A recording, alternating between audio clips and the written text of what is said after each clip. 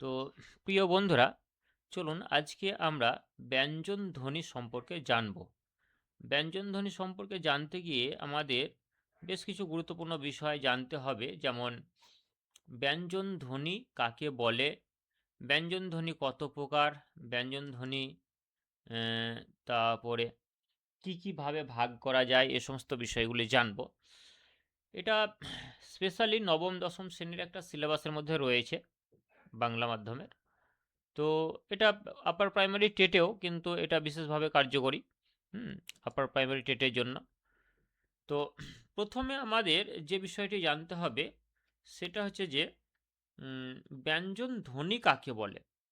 আগের দিনে আমরা জেনেছিলাম যে ধ্বনি কাকে বলে, ধ্বনিকে কয় ভাগে ভাগ করা হয় ও কি কি, এগুলো আমরা জেনেছিলাম। আজকে আমরা ব্যঞ্জন ধ্বনি কাকে বলে এটা আমরা জানবো। তো একজন যুক্ত রয়েছেন, প্রিয়া ম্যাডাম যুক্ত রয়েছেন। আপনি বলুন দেখি যে ধ্বনি বলতে আমরা কি বুঝি, বা ধ্বনি কাকে বলে, একটু বলুন দেখি, বলুন।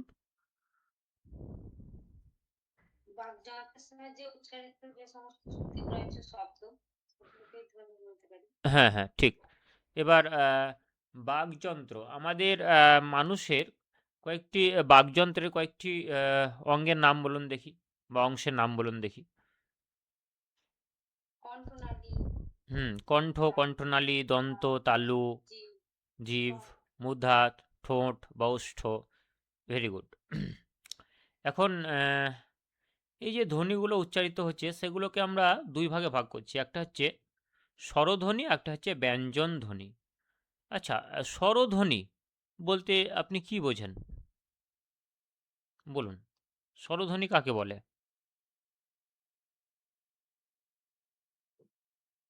ট্রাই করুন, চেষ্টা করুন। স্বরধ্বনি বলতে আমরা কি বুঝি? যে ধ্বনিগুলি নিজে নিজে উচ্চারিত হয় সেগুলোকে স্বরধ্বনি বলা হয়। মানে অন্য কোনো ধ্বনির সাহায্য লাগে না, নিজে নিজেই উচ্চারিত হতে পারে। যেমন উদাহরণ ধরুন, অ, আ, হস্যই, দীর্ঘই, দীর্ঘই, হস্যু, দীর্ঘ, রি, লি, এ, ওই, ও, ঔ। এইগুলো হচ্ছে, সবগুলো হচ্ছে স্বরধ্বনি। তার মধ্যে লিকে এখন ধরা হয় না, আর বাদ দেওয়া হয়েছে। তাহলে লিকে বাদ দিয়ে বাকি যেগুলো আমরা পেলাম ও পর্যন্ত, এইগুলো প্রত্যেকটাই হচ্ছে একটা স্বরধ্বনির উদাহরণ। এরপর থেকে যেগুলো শুরু হচ্ছে, যেমন ক থেকে শুরু হচ্ছে একদম চন্দ্রবিন্দু চাঁদ পর্যন্ত, যেটা আমরা বলে থাকি, এগুলো প্রত্যেকটাই হচ্ছে ব্যঞ্জন ধ্বনি। এখন ব্যঞ্জন ধ্বনি কেন বলা হচ্ছে?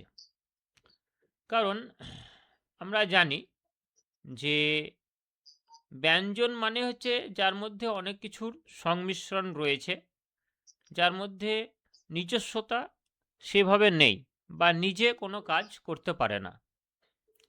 তো ব্যঞ্জন ধ্বনি আমরা তাকেই বলবো যে, যে ধ্বনিগুলি, একটু আওয়াজ হচ্ছে ম্যাডাম, মাইক্রোফোনটা মিউট করে রাখবেন, যখন কথা বলবেন তখন অন করবেন।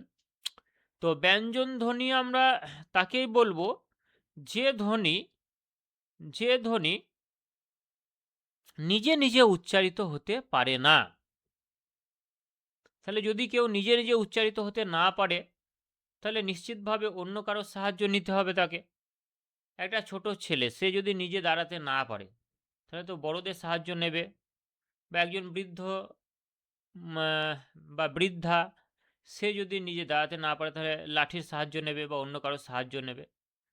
তো সাহায্য নিয়ে সে কিন্তু উঠে দাঁড়াবে। ঠিক একই রকমভাবে কিছু কিছু ধ্বনি রয়েছে, মানে বেশিরভাগ ধ্বনিই রয়েছে, যেগুলো নিজে নিজে আমাদের যে বাকযন্ত্র, সেই বাকযন্ত্রের সাহায্যে নিজে নিজে উচ্চারিত হতে পারে না। বাকযন্ত্রের সাহায্যে সেই ধ্বনিগুলো যখন উচ্চারিত হতে চেষ্টা করে, তখন তারা অন্য যে স্বরধ্বনিগুলো রয়েছে সেই স্বরধ্বনিগুলোর সাহায্য নেয়। তো স্বরধ্বনিগুলোর সাহায্য না নিয়ে এরা কোনোভাবেই উচ্চারিত হতে পারে না। তার জন্য এদের নাম হচ্ছে ব্যঞ্জন ধ্বনি। এবং এই ব্যঞ্জন ধ্বনিকে ভাঙলে কিন্তু অবশ্যই স্বরধ্বনি আমরা পেয়ে যাব। যেমন ধরুন, আমি যদি একটি ব্যঞ্জন ধ্বনির মধ্যে ধরুন আমি বললাম ক, ক, খ, এগুলো তো ব্যঞ্জন ধ্বনি। তো আমরা ধরুন স্ক্রিনে দেখুন, একটু লক্ষ্য করুন, আমরা এখানে লিখলাম ক।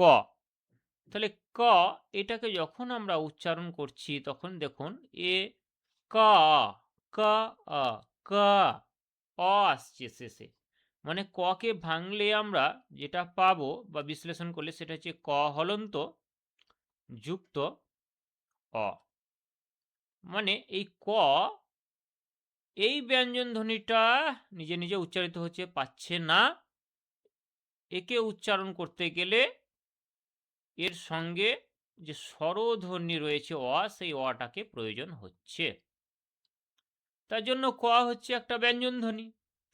ঠিক একই রকমভাবে যদি আমরা আরও কিছু ধ্বনির উদাহরণ নেই, যেমন ধরুন নিলাম খ। তাহলে এই খ ব্যঞ্জন ধ্বনিটি উচ্চারণ করতে গেলে আমাদের কিভাবে আমরা উচ্চারণ করব? খ, খ, শেষে অ আসছে দেখুন। তাহলে খকে ভাঙলে আমরা পাবো খ হলন্ত যুক্ত অ। অর্থাৎ এক্ষেত্রেও একটা স্বরধ্বনি অ এর সাহায্য নিতে হচ্ছে এই খ, এই ব্যঞ্জন ধ্বনিটিকে উচ্চারণ করার জন্য। তাহলে প্রতিটি ব্যঞ্জন ধ্বনি যখন উচ্চারিত হবে তখন কোনো না কোনো স্বরধ্বনির সাহায্য নেবে। সে অ হতে পারে, বা আ হতে পারে, বা হস্যই হতে পারে, বা হস্যু হতে পারে। কোনো না কোনো স্বরধ্বনির সাহায্য সে কিন্তু নেবে, তবেই সে কিন্তু উচ্চারিত হতে পারবে। তাহলে ব্যঞ্জন ধ্বনি আমরা তাকে বলবো যে, যে ধ্বনিগুলি উচ্চারিত হওয়ার সময় স্বরধ্বনির সাহায্য নিয়ে উচ্চারিত হয় তাদের ব্যঞ্জন ধ্বনি বলে। আশা করি এটুকু বোঝা গেল। কোনো অসুবিধা আছে ম্যাডাম? না স্যার। বেশ, দুজন জয়েন হয়েছেন। পায়েল ভট্টাচার্য, আপনার কোনো অসুবিধা আছে বিষয়টি বুঝতে? বোঝা গেল? একটু রেসপন্স করবেন। হ্যাঁ বলুন। স্যার বলছি আমি মানে এই মাত্র জয়েন হলাম। বেশ বেশ, ঠিক আছে। এইমাত্র জয়েন হন, কোনো অসুবিধা নেই।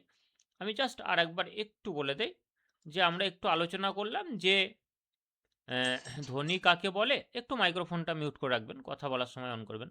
আমরা এখন আলোচনা করলাম যে ধ্বনি কাকে বলে, যে তারপরে আলোচনা করলাম যে ধ্বনিকে দুই ভাগে ভাগ করা হয়, একটা হচ্ছে স্বরধ্বনি, একটা হচ্ছে ব্যঞ্জন ধ্বনি।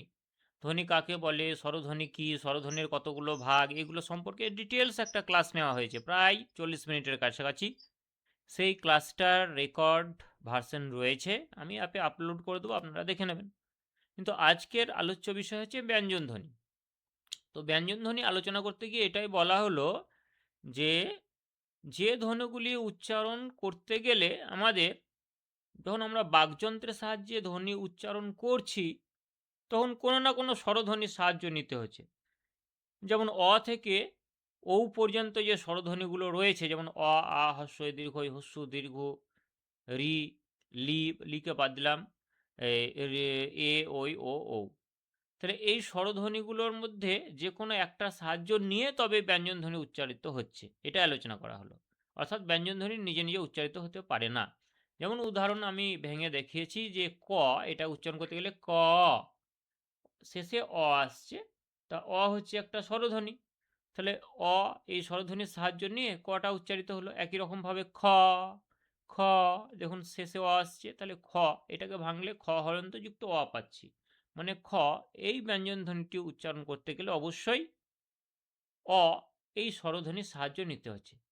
এরকম অনেক ব্যঞ্জন ধ্বনি রয়েছে ক থেকে চন্দ্রবিন্দু চাঁদ পর্যন্ত, যে ব্যঞ্জন ধ্বনিগুলি উচ্চারণ করতে গেলে কোনোটাতে অ এর সাহায্য নিতে হবে, কোনোটাতে আর সাহায্য নিতে হবে, কোনোটায় হয়তো হস্যই সাহায্য নিতে হবে, কোনোটায় হয়তো দীর্ঘই সাহায্য নিতে হবে, কোনোটায় হয়তো হস্যুর সাহায্য নিতে হবে, কোনোটায় হয়তো দীর্ঘুর সাহায্য নিতে হবে।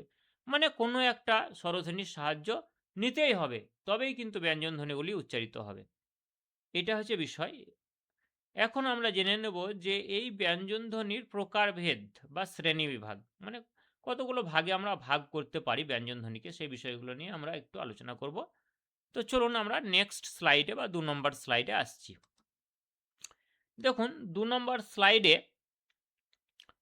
এখানে ব্যঞ্জনধ্বনি কাকে বলে সে সম্পর্কে একটু সংজ্ঞা বলা হয়েছে। তো এখানে বলা হচ্ছে যে ধ্বনি উচ্চারণের সময় বায়ু মুখগহ্বরে পূর্ণ বা আংশিক বাধা পায়, ঘর্ষণ বা সংকোচন পায়, তাদেরকে ব্যঞ্জনধ্বনি বলে।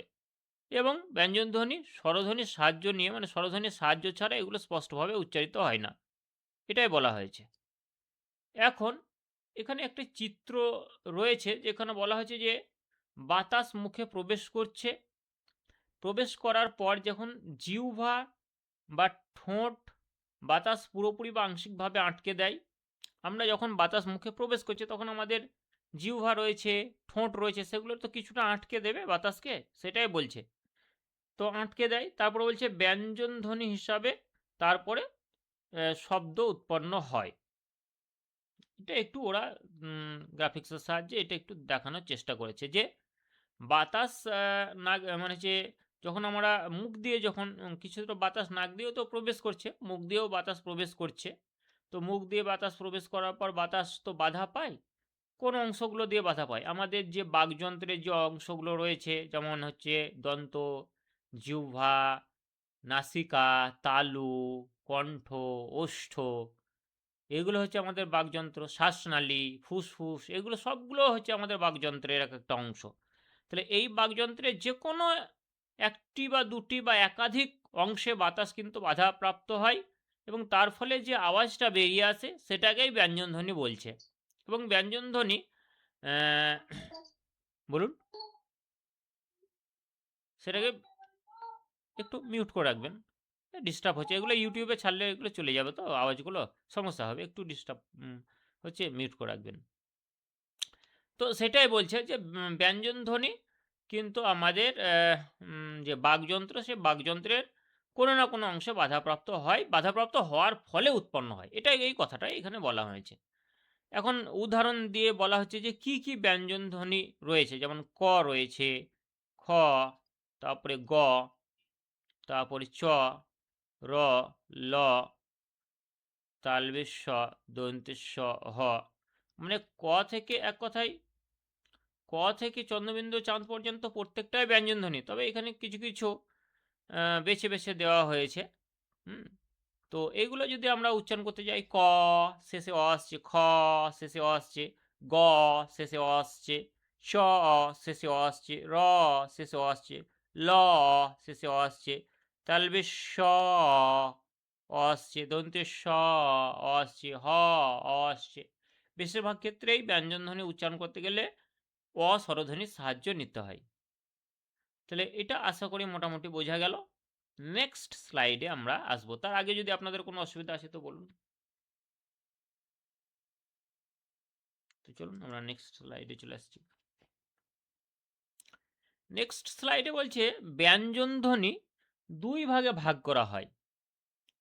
যে ব্যঞ্জনধ্বনিগুলো রয়েছে, মানে ক থেকে চন্দ্রবিন্দু পর্যন্ত যে ব্যঞ্জনধ্বনিগুলো রয়েছে, যেগুলো নিজে নিজে উচ্চারিত হতে পারে না কোনোভাবে স্বরবর্ণের সাহায্য, স্বরধ্বনির সাহায্য নিয়ে উচ্চারিত হয়, সেই অ থেকে চন্দ্রবিন্দু পর্যন্ত প্রতিটি ব্যঞ্জনধ্বনিকে দুটি ভাগে ভাগ করা হয়েছে। কি কি অনুসারে? এক নম্বর হচ্ছে উচ্চারণ স্থান অনুসারে, অর্থাৎ কোনো ব্যঞ্জনধ্বনি সেটা আমাদের বাকযন্ত্রের কোন অংশে উচ্চারিত হচ্ছে সেই উচ্চারণ স্থান অনুসারে ভাগ করা হয়েছে। আর ২ নম্বর উচ্চারণের রীতি অনুসারে ভাগ করা হয়েছে, মানে কিভাবে সেটি উচ্চারিত হচ্ছে, বায়ুর বাধা কিভাবে পাচ্ছে, দিয়ে কিভাবে সে উচ্চারিত হচ্ছে তার উপর নির্ভর করে। এখন আমরা জানবো যে উচ্চারণ স্থান অনুসারে, উচ্চারণ স্থান অনুসারে মানে আমাদের বাকযন্ত্র যেটা রয়েছে সে বাকযন্ত্রের ছবি আপনাদেরকে আমি আগের দিন দেখিয়েছিলাম। তো বাকযন্ত্রের মধ্যে কণ্ঠ রয়েছে, আমাদের নিজের রয়েছে, আপনারা দেখতে পাবেন কণ্ঠ, তালু, মূর্ধা, দন্ত, ওষ্ঠ, এই ৫টি স্থান থেকে যে ধ্বনিগুলি উচ্চারিত হয় সেই ধ্বনিগুলিকে মানে সেই ব্যঞ্জন ধ্বনিগুলিকে আমরা ৫টি বর্গে ভাগ করতে পারি। কি কি বর্গ বলুন তো? ক বর্গ, চ বর্গ, ট বর্গ, ত বর্গ। মনে আছে? তো আমরা এদের ৫টি বর্গে ভাগ করতে পারি। যেমন ক বর্গের মধ্যে কি কি রয়েছে? ক, খ, গ, ঘ, ঙ। চ বর্গের মধ্যে রয়েছে চ, ছ, বর্গীয় জ, ঝ, পিঠফার্লাঙ্গ, তালবেশ স। ট বর্গের মধ্যে রয়েছে ট, ঠ, ড, ঢ, মূর্ধন্য, ডয়সিন্ট্র, ঢয়সিন্ট্রও রয়েছে, বা মূর্ধন্য পর্যন্ত ধরবো আমরা। ত বর্গের মধ্যে রয়েছে ত, থ, দ, ধ, দন্তান্ন। প বর্গের মধ্যে রয়েছে প, ফ, ব, ভ, ম। এই হচ্ছে ব্যাপার। এই 5টি মানে হচ্ছে যে বর্গের মধ্যে যে বর্ণগুলো আমরা এখন বললাম বা উচ্চারণ করলাম সেগুলো কিন্তু কতগুলো ভাগে ভাগ করা হয়েছে। যেমন ক, খ, গ, ঘ, ঙ এগুলো যেহেতু কণ্ঠ থেকে উৎপন্ন হচ্ছে তার জন্য এদের নাম হচ্ছে কণ্ঠ ব্যঞ্জন ধ্বনি। যেমন আমরা নেক্সট স্লাইডে আসলে সেটা বুঝতে পারবো। দেখুন ক বর্গের মধ্যে রয়েছে ক, খ, গ, ঘ, ঙ, কণ্ঠ থেকে এটা উচ্চারিত হচ্ছে, কণ্ঠ থেকে। তো কণ্ঠ থেকে উচ্চারিত হচ্ছে তার জন্য এটার নাম হচ্ছে কণ্ঠ ব্যঞ্জন ধ্বনি। এটার নাম হচ্ছে কণ্ঠ ব্যঞ্জন ধ্বনি। এবার সেরকম উদাহরণ কি, যেমন কলম, ঘড়ি, হ্যাঁ, কলম, ঘড়ি। কলমের মধ্যে ক রয়েছে, ঘড়ির মধ্যে দেখুন ঘ রয়েছে। তাহলে এই ব্যঞ্জন ধ্বনিগুলো রয়েছে, এই শব্দগুলো উচ্চারণ করতে গেলে এই ব্যঞ্জন ধ্বনিগুলো আমাদের উচ্চারণ করতে হচ্ছে। তাহলে যদি আপনাদের প্রশ্ন আসে টেটের মধ্যে যে কণ্ঠ ব্যঞ্জন ধ্বনি রয়েছে এমন শব্দটি নির্বাচন করুন, দিয়ে দিল কলম, খাতা, বই, তারপরে বালতি। তাহলে কোনটা হবে? কলম হবে, কারণ কণ্ঠ ব্যঞ্জন ধ্বনির মধ্যে যে বর্ণগুলো রয়েছে সেটা হচ্ছে ক, খ, গ, ঘ, ঙ। তাহলে আমরা দেখব ওই অপশানগুলোর মধ্যে যে কোন শব্দটা ক দিয়ে অথবা খ দিয়ে অথবা গ দিয়ে অথবা ঘ দিয়ে অথবা ঙ দিয়ে শুরু হচ্ছে। এবার যে শব্দটা ক দিয়ে অথবা খ দিয়ে অথবা গ দিয়ে অথবা ঘ দিয়ে অথবা ঙ দিয়ে শুরু হচ্ছে এবং উচ্চারণ হওয়ার সময় এগুলোর মধ্যে যে কোনো একটা উচ্চারণ আসছে, সেটাকে আমরা কণ্ঠ ব্যঞ্জন ধ্বনি হিসাবে চিহ্নিত করব এবং সেই অপশানটাকে আমরা চুজ করব। বুঝতে পারলেন? হ্যালো? হ্যাঁ স্যার, বুঝতে পেরেছি। হুম। এরপরের ক বর্গ হয়ে গেল। তাহলে ক বর্গের ক, খ, গ, ঘ, ঙ এগুলোকে বলা হচ্ছে কণ্ঠ ব্যঞ্জন ধ্বনি, যেহেতু কণ্ঠ থেকে উচ্চারিত হচ্ছে। এবার ক বর্গের পর হলো চ বর্গ। তাহলে চ বর্গের মধ্যে 5টি, সব প্রতিটি বর্গের মধ্যে দেখুন 5টি করে রয়েছে। দেখুন 1, 2, 3, 4, 5। তাহলে এইখানে 5টি রয়েছে। পরেরটা তো দেখবেন 5টি রয়েছে, 1, 2, 3, 4, 5। এটাতেও 5টি রয়েছে। তারপরটা দেখুন 1, 2, 3, 4, 5। এটাতেও 5টি রয়েছে। তারপরে দেখুন 1, 2, 3, 4, 5। এটাতেও 5টি রয়েছে। তারপরে 1, 2, 3, 4, 5, 5টি রয়েছে। তাহলে দেখুন প্রতিটি বর্গে 5টি করে রয়েছে। মানে কটা বর্গ রয়েছে? 1, 2, 3, 4, 5টা বর্গ। আর প্রতিটিতে 5টি করে, তাহলে 5, 5 টোটাল হচ্ছে 25টি। তাহলে এখানে আমরা টোটাল 25টি ব্যঞ্জন ধ্বনি পেয়ে গেলাম। এখন যেহেতু প্রথমটাতে আমরা আসি, এবার ক বর্গতে, যেহেতু ক থেকে উচ্চারণটা, কণ্ঠ থেকে উচ্চারণটা শুরু হচ্ছে, তার জন্য এর নাম হচ্ছে কণ্ঠ ব্যঞ্জন ধ্বনি। তারপর চ বর্গের চ, ছ, বর্গীয় জ, ঝ, পিঠফালাঙ্গ বলে বা ইও বলে, যে যা বলে বলে। এটা হচ্ছে এই 5টিকে নিয়ে, এই 5টি ধ্বনি যখন আমরা উচ্চারণ করতে যাব তখন তালু থেকে উচ্চারণ হবে আমাদের, তালু। যেমন চ, ছ, বর্গীয় জ, ঝ, ঞ। দেখুন তালু থেকে উৎপন্ন হচ্ছে, তার জন্য এদের নাম হচ্ছে তালব্য ব্যঞ্জন ধ্বনি। এদের নাম হবে তালব্য ব্যঞ্জন ধ্বনি। এবার তালব্য ব্যঞ্জন ধ্বনি আছে এমন কয়েকটি শব্দের উদাহরণ দিন যদি প্রশ্ন আসে। তাহলে হবে চাঁদ। দেখুন চাঁদের মধ্যে চ রয়েছে এবং চটা অবশ্যই তালব্য ব্যঞ্জন ধ্বনি। জল, বর্গীর জল, জলের মধ্যে বর্গীর জ রয়েছে। এই বর্গীর জটা কি? এই বর্গীর জটা হচ্ছে অবশ্যই একটা তালব্য ব্যঞ্জন ধ্বনি। কেন বর্গীয় তালব্য ব্যঞ্জন ধ্বনি? কারণ বর্গীয় উচ্চারণ করতে গেলে আমাদের তালুর সাহায্য নিতে হচ্ছে এবং এটা অবশ্যই একটা ব্যঞ্জন ধ্বনি, কারণ বর্গীয় তো নিজে নিজে উচ্চারিত হতে পারছে না, বর্গীর জ আসছে শেষে, তার জন্য এটা অবশ্যই ব্যঞ্জন ধ্বনি এবং এটা যেহেতু তালু থেকে উৎপন্ন হচ্ছে তার জন্য তালব্য ব্যঞ্জন ধ্বনি।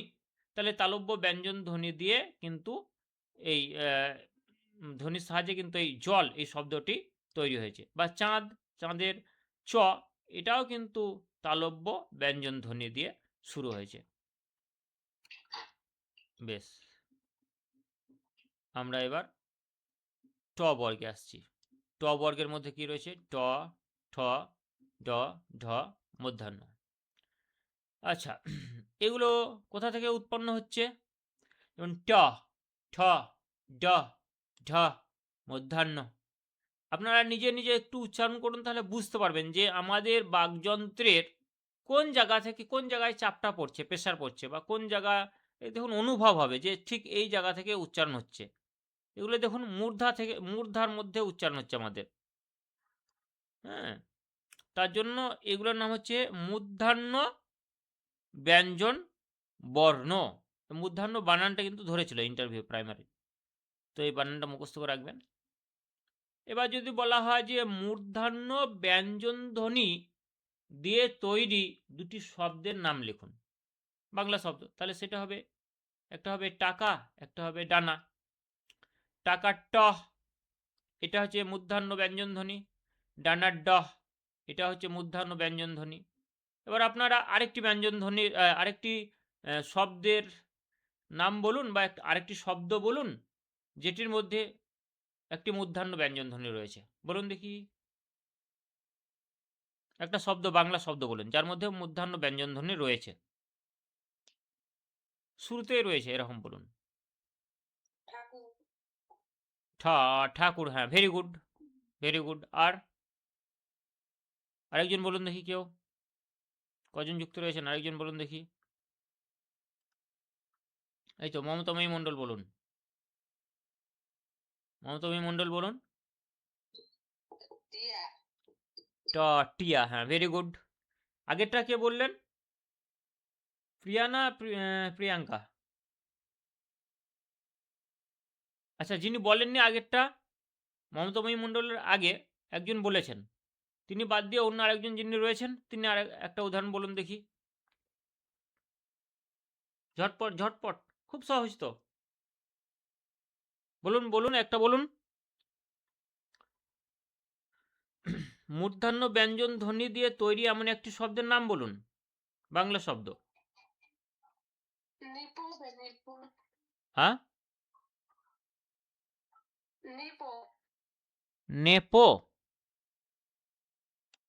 নেপো বানান,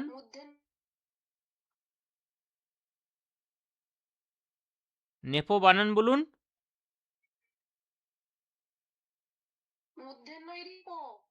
ও, নিপো, আচ্ছা আচ্ছা আচ্ছা, মধ্যাহ্নয়রি প, নিপো মানে কি, মানেটা বলুন। রাজা। আচ্ছা বাকিরা, আচ্ছা বাকিরা বলুন তো, এটা ঠিক আছে কি? মধ্যাহ্নয়রি প নিপো,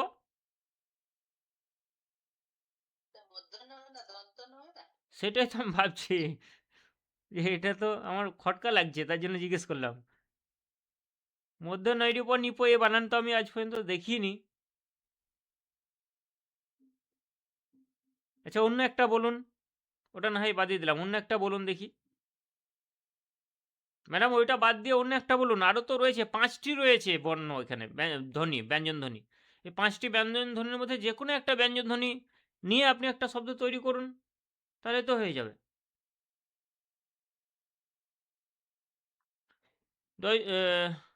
ড রয়েছে, ঢ রয়েছে, ড দিয়ে হবে ডাক, ঢ দিয়ে হবে ঢাক, হবে না? ঠাকুর। ঠাকুর তো বলেছেন, ঠাকুমা হবে, ঠাকুমা হবে না? হ্যাঁ, ঠিক। হুম হুম হুম, খুব সহজ তো এগুলো তৈরি করা। যদি অপশন দেয় তাহলে আপনারা বেছে নিতে পারবেন। শুধু মনে রাখতে হবে ট বর্গের মধ্যে রয়েছে ট, ঠ, ড, ঢ, মধ্যাহ্ন।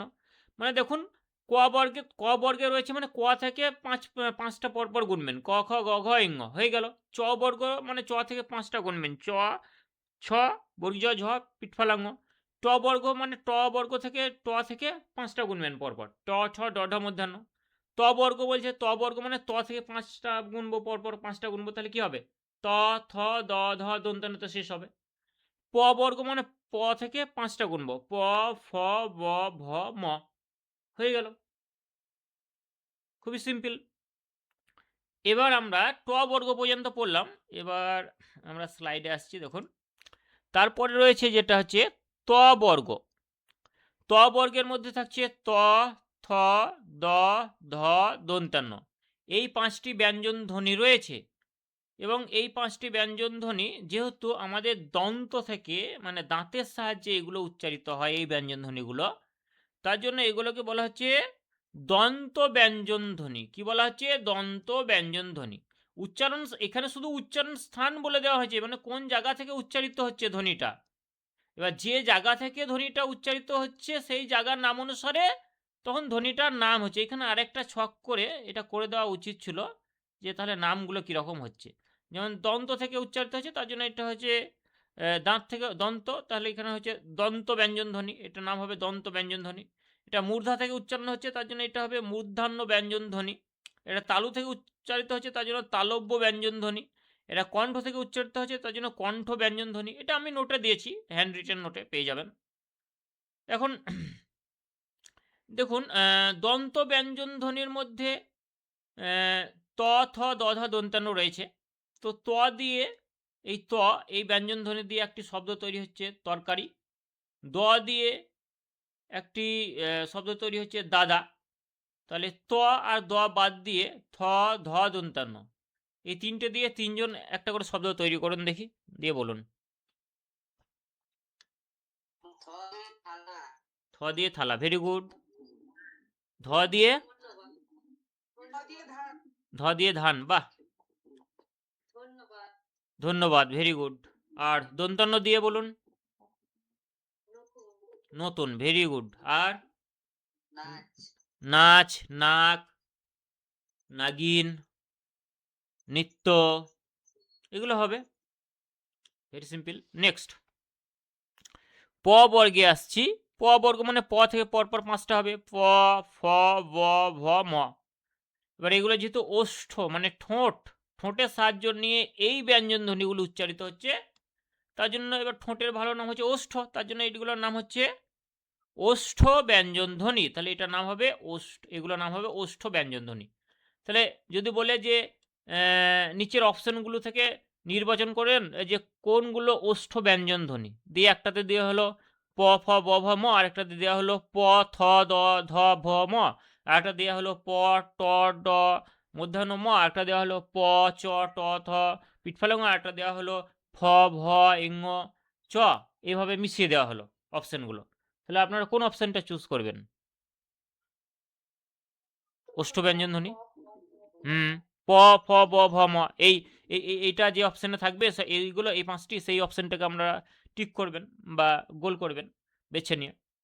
ঠিক আছে, মানে মনে রাখতে হবে কি অনেক রকমভাবে প্রশ্ন হতে পারে। ইন ডেপথ প্রশ্ন করতে গেলে এইভাবে প্রশ্ন করবে তারা, হ্যাঁ, যে কতটা খুঁটিয়ে পড়েছে বা বুঝেছে সেটা জানার জন্য।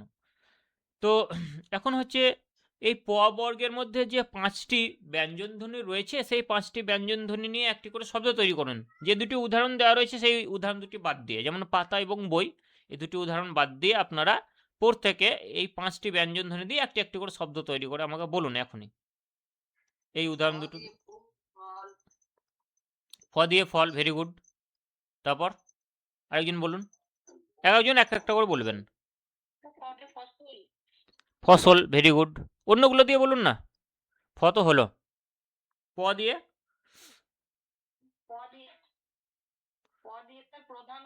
প্রধান হবে, পাখি হবে। ব দিয়ে বল, ভেরি গুড, বল, বালতি। ভ দিয়ে ভয়, ভেরি গুড, ভালো, ভয়। ম দিয়ে আর আর অন্য কেউ বলুন। ময়না, কালীঘাটের ময়না কেন কথা কয় না, বেশ ঠিক আছে। ম দিয়ে মমতা হবে, ঠিক আছে। হ্যাঁ, ভালো আছে। ঠিক আছে, তাহলে এটা বোঝা গেল এই উচ্চারণ স্থান অনুযায়ী ব্যঞ্জন ধ্বনি। এবার আমরা পরেরটাতে চলে আসব। উচ্চারণ রীতি অনুসারে ব্যঞ্জনধ্বনির প্রকারভেদ। এটা একটু ভালোভাবে দেখবেন। আগের আমরা এখানে দুটো ভাগ পেয়েছিলাম, তো এখানে উচ্চারণ স্থান অনুসারে, যেমন কণ্ঠ থেকে হলো কণ্ঠ ব্যঞ্জনধ্বনি, তালু থেকে যেগুলো উচ্চারিত হচ্ছে সেগুলো হচ্ছে তালব্য ব্যঞ্জনধ্বনি, মূর্ধা থেকে যেগুলো উচ্চারিত হচ্ছে সেগুলো হচ্ছে মূর্ধান্য ব্যঞ্জনধ্বনি, দন্ত থেকে যেগুলো উচ্চারিত হচ্ছে সেগুলো হচ্ছে দন্ত ব্যঞ্জনধ্বনি, ওষ্ঠ থেকে যেগুলো উচ্চারিত হচ্ছে সেগুলো হচ্ছে ওষ্ঠ ব্যঞ্জনধ্বনি। তাহলে উচ্চারণ স্থান অনুসারে আমরা এগুলো সব আলোচনা করে নিলাম বা জেনে নিলাম উদাহরণ সহযোগে, এবং নিজেরাও অনেক কিছু উদাহরণ বললাম। সেকেন্ড যেটা ছিল যে উচ্চারণ রীতি অনুসারে, উচ্চারণ রীতি মানে বায়ু কিভাবে বাধা পায় বা নির্গত হয় তার ভিত্তিতে স্পর্শ, মানে কোথায় কোথায় স্পর্শ করছে বাতাস আমাদের বাকযন্ত্রের, তার ভিত্তিতে নৈকট্য মানে কতটা কাছাকাছি যাচ্ছে বাতাস, আমাদের যে বাকযন্ত্র রয়েছে কোন বাকযন্ত্রের কতটা কাছে বাতাস যাচ্ছে, কতটা কাছে গিয়ে স্পর্শ করছে, কতটা কাছে গিয়ে ধাক্কা মারছে, হ্যাঁ, সেগুলোর ওপর নির্ভর করে 6 ভাগে ভাগ করা হয় তাই বলছে। তো এই 6 ভাগে কি কি ভাগ করা হয় সেটা আমরা এই স্লাইডে 5 নম্বর স্লাইডে আমরা ডিটেলসে আলোচনা করছি। দেখুন এখানে বলা হচ্ছে যে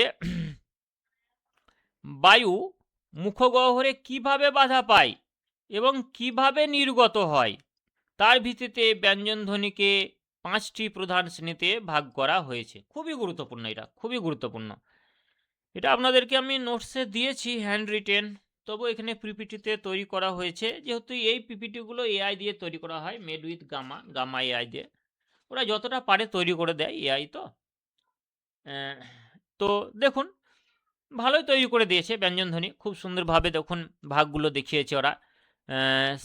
স্পর্শ ব্যঞ্জনধ্বনি প্রথমটা, দ্বিতীয়টা হচ্ছে প্রবাহী ব্যঞ্জনধ্বনি, তৃতীয়টা হচ্ছে উষ্ম ব্যঞ্জনধ্বনি, 3 নম্বর প্রবাহী ব্যঞ্জনধ্বনি, উষ্ম ব্যঞ্জনধ্বনি, আচ্ছা, তারপর হচ্ছে আনুন্নাসিক ব্যঞ্জনধ্বনি, তারপর হচ্ছে অযোগবাহু ব্যঞ্জনধ্বনি। কিন্তু আমি নোটসে যেটা দিয়েছি সেটা আরও ডিটেলসে দেওয়া রয়েছে, নোটসটা আরও ডিটেলসে রয়েছে, এগুলোর এই ভাগেরগুলোর মধ্যেও আরও কিছু ভাগ রয়েছে, সেগুলো আপনারা দেখে নেবেন। জাস্ট এইখানে যেগুলো রয়েছে সেগুলো আমি একটু ব্যাখ্যা করে দিচ্ছি। স্পর্শ ব্যঞ্জনধ্বনি, স্পর্শ ব্যঞ্জনধ্বনির মধ্যে কি কি রয়েছে? স্পর্শ ব্যঞ্জনধ্বনির মধ্যে ক বর্গের যে ক বর্গের যে ধ্বনিগুলো রয়েছে, যেমন ক, খ, গ, ঘ, ঞ। চ বর্গের মধ্যে চ, ছ, বর্গীয় ঝ, পিঠফালাঙ্গ। ট বর্গের মধ্যে ট, ঠ, ড, ঢ, মধ্যাহ্ন। ত বর্গের মধ্যে ত, থ, দ, ধ, দন্তান্ন। প বর্গের মধ্যে প, ফ, ব, ভ, ম। এই যে 25টি ব্যঞ্জন ধ্বনি রয়েছে, এই 25টি ব্যঞ্জন ধ্বনি কিন্তু স্পর্শ ব্যঞ্জন ধ্বনি। ঠিক আছে? তাহলে আপনাদের যদি প্রশ্ন আসে, কই ভাই এটা, হ্যাঁ, আপনাদের যদি প্রশ্ন আসে যে স্পর্শ ব্যঞ্জনধ্বনির সংখ্যা কতগুলো, তাহলে কি বলবেন? কতগুলো হবে? কতগুলো হবে? 25টি। কারণ এখানে 5টি বর্গ রয়েছে এবং 5টি বর্গের মধ্যে প্রতিটি বর্গে 5টি করে রয়েছে, তাহলে 5 5 25টি হয়ে গেল স্পর্শ ব্যঞ্জনধ্বনির সংখ্যা। এখন প্রবাহ ব্যঞ্জনধ্বনি, এই প্রবাহ ব্যঞ্জনধ্বনিকে 2 ভাগ ভাগ করা হয়েছে, নৈকট্য অনুসারে 1 নম্বর নৈকট্য অনুসারে, আর 2 নম্বর হচ্ছে তারণজাত অনুসারে। নৈকট্য অনুসারে হচ্ছে অন্তুজ, র, ল, ব, মানে 1 2 3 4 4টি, আর তারণজাত হচ্ছে ডয়সিন্ড্র, ঢয়সিন্ড্র 2টি, তাহলে 4 আর 2 6টি। তাহলে যদি প্রশ্ন আসে যে প্রবাহী ব্যঞ্জনধ্বনির সংখ্যা কয়টি, উত্তর হবে 6টি। এরপরে হচ্ছে উষ্ম ব্যঞ্জনধ্বনি। উষ্ম ব্যঞ্জনধ্বনি হচ্ছে স যেগুলো উচ্চারিত হচ্ছে স স করে, যেমন তালবের স, মধ্যাহ্ন স, দন্তের স, হ, মানে 1 2 3 4। তাহলে উষ্ম ব্যঞ্জনধ্বনির সংখ্যা কতগুলো? 4টি। এবার হচ্ছে আনুন্নাসিক, যেগুলো নাকের সাহায্য নেয় অনেকটা উচ্চারণ হওয়ার সময়, সেগুলো বলা হচ্ছে আনুন্নাসিক ব্যঞ্জনধ্বনি, যেমন ইয়, পিঠফলাঙ্গ, মধ্যাহ্ন, দন্তান্ন, ম। এগুলো আরও অনেকে ভালো উচ্চারণ করে, যেগুলো বোঝা যায় যে ঠিক নাক দিয়ে উচ্চারিত হচ্ছে। আমি অতটা ভালো পারি না, আমি যতটা পারলাম করলাম। আপনারা কেউ যদি ভালো পারেন তো একটু উচ্চারণ করুন দেখি, যাতে বোঝা যাবে যে ঠিক নাক দিয়ে উচ্চারিত হচ্ছে। আনুনাসিক ব্যঞ্জনধ্বনিগুলো উচ্চারণ করুন একজন। ইয়, আরেকবার প্রথম থেকে। আপনার ভয়েসটা কেটে যাচ্ছে, অন্য কেউ একজন করুন। হ্যালো।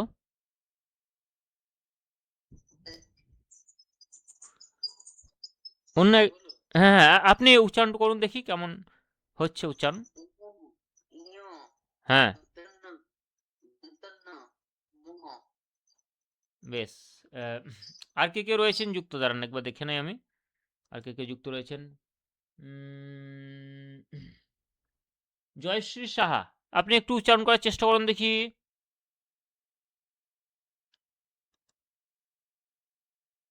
জয়শ্রী সাহা। হুম। ইয় কোনটা উচ্চারণ করবো? এই আনুনাসিক ব্যঞ্জন ধ্বনিগুলো একটু উচ্চারণ করুন। আচ্ছা, মানে যেগুলো ইয় মানে ইয় মূর্ধ ন দন্ত ন ম, এটা তো? হুম হুম হুম। হ্যাঁ, ওটা স্যার ইয় মূর্ধ ন দন্ত ন না না, ইয়োর ম। পর পিঠফালাঙ্গ না কি আছে, ওটা কিভাবে উচ্চারণ করেন? মানে ওটা স্যার ওটা ইয় বলে, মানে ইয় আর ইয়, ওই যেটা পিঠ পাল্লিঙ্গ বলছে ওটাই তো ইয় উচ্চারণ করে, মানে ওটা ইয় আর আগেরটা উম, যেটা উম বলে সেটা উম বলে স্যার। ও পিঠফালাঙ্গ আমরা ছোট থেকে পড়ে আসছি তো, দিয়ে আমি ওইটাই জানি। সে আমিও পিঠপালিঙ্গ ছোট থেকে পড়েছি, কিন্তু এখন হচ্ছে সঠিক উচ্চারণ গুলো দেখছি তো সেই জন্য ওটা শিখেছি যে ইয় মূর্ধন্য দন্তন্য ম। ও ও প্রথমটা হচ্ছে ও, তারপরটা ইয় নাকি? ইয়, হ্যাঁ। ইয়। যেটা আমরা বলতাম সেটা আর এটা ইয়। ও ইয় মূর্ধন্য দন্তন্য ম। হ্যাঁ, বেশ মূর্ধন্য বেশ, থ্যাংক দন্তন্য ইউ ম। থ্যাংক ইউ, ধন্যবাদ। বেশ ঠিক আছে, তাহলে কতগুলো পেলাম আমরা এখানে? 5টি। তাহলে আনুনাসিক ব্যঞ্জন ধ্বনির সংখ্যা কতগুলো হলো? 5টি। এবার অযোগ বাহু। অযোগ বাহু মানে যারা অন্য যে ব্যঞ্জন ধ্বনিগুলো অন্য ব্যঞ্জন ধ্বনিকে সাহায্য করেও না বা সাহায্য নেয়ও না, সেভাবে বিশেষ করে সাহায্য করেই না, তাদেরকে অযোগ বাহু বলছে। যেমন খণ্ডের ত, অনুস্বার বিসর্গ চন্দ্রবিন্দু চাঁদ। এইটা উচ্চারণ না অন্য উচ্চারণ করেন আপনারা? সঠিক উচ্চারণটা বলুন, একজন সঠিক উচ্চারণ বলুন দেখি এগুলোর।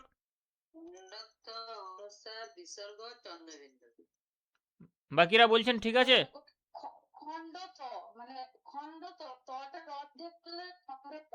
আমি মানে ওটাই শিখলাম যে এটা তয়ের অর্ধেক বলে ওটা খণ্ড ত, পুনঃস্বার বিসর্গ চন্দ্রবিন্দু। আচ্ছা খণ্ড ত, আমরা খণ্ডের ত শিখেছি, যাই হোক ওইটা মানে ছোটদেরকে যখন শেখায় ওই টানে উচ্চারণে ওই রকম হয়ে যায়। ওইটা মানে আমারও অনেক সময় লাগছে, আমারও সেই তাড়াহুড়োতে খণ্ড তয় বেরিয়ে যায়। হুম। যেহেতু ছোট ছোট কিন্তু শিখেছি। উচ্চারণ সঠিক উচ্চারণ হবে খণ্ডোত্তর নাকি?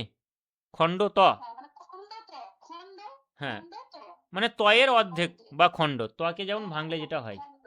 খণ্ড। বেশ হ্যাঁ, ভেরি খণ্ড গুড। ত। খণ্ড ত, অন্বেষর বিসর্গ আর চন্দ্রবিন্দু চাঁদটা, চন্দ্রবিন্দু চাঁদ যদি বলে তো না অন্য কিছু? না, চাঁদ বলে না স্যার, শুধু চন্দ্রবিন্দু, শুধু চাঁদটা চন্দ্রবিন্দু, বলে। চাঁদটা বলে না, চাঁদ আকাশে উড়ে গেছে। বেশ ঠিক আছে, হ্যাঁ, শুধু চন্দ্র। ওইটা আমাদের মুখ থেকে বেরিয়ে যায় হুম, সেটা। চন্দ্রবিন্দু, এটা হবে শুধু চন্দ্রবিন্দু। চন্দ্র চন্দ্রবিন্দু। বিন্দু, চন্দ্র মানেই তো চাঁদ নাকি? হ্যাঁ হ্যাঁ, চন্দ্রকে বিন্দু, চন্দ্রবিন্দু। চন্দ্রকে বিন্দুর মতো বলছে তার জন্য চন্দ্রবিন্দু। বেশ ঠিক আছে, কতগুলো হলো? 4টি নাকি টোটাল? সেরিনা হ্যাঁ, ম্যাডাম আবার চলে স্যার। গেল কেন? সেরিনা ম্যাডাম লেফট করে গেল কেন? ক্লাস ভালো লাগে না নাকি? না কালীঘাটের ময়না বললাম বলে চলে গেল? কে জানে বাপু,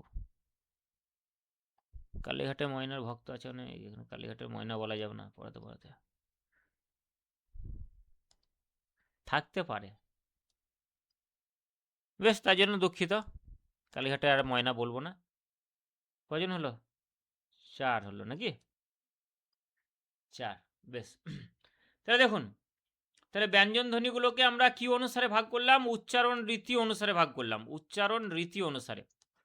তাহলে উচ্চারণ রীতি অনুসারে ব্যঞ্জন ধ্বনিগুলোকে স্পর্শ ব্যঞ্জন ধ্বনি, প্রবাহী ব্যঞ্জন ধ্বনি, উষ্ম ব্যঞ্জন ধ্বনি, আনুনাসিক ব্যঞ্জন ধ্বনি, অযোগবাহু ব্যঞ্জন ধ্বনি, এই কতগুলো ভাগে ভাগ করা হচ্ছে। তার মধ্যে স্পর্শ ব্যঞ্জন ধ্বনির সংখ্যা 25টি, প্রবাহী ব্যঞ্জন ধ্বনির সংখ্যা 6টি, উষ্ম ব্যঞ্জন ধ্বনির সংখ্যা 4টি, আনুনাসিক ব্যঞ্জন ধ্বনির সংখ্যা 5টি, অযোগবাহু ব্যঞ্জন ধ্বনির সংখ্যা 4টি। আপনারা মনে রাখবেন কোনটার কটি করে রয়েছে এবং উদাহরণগুলো মনে রাখবেন।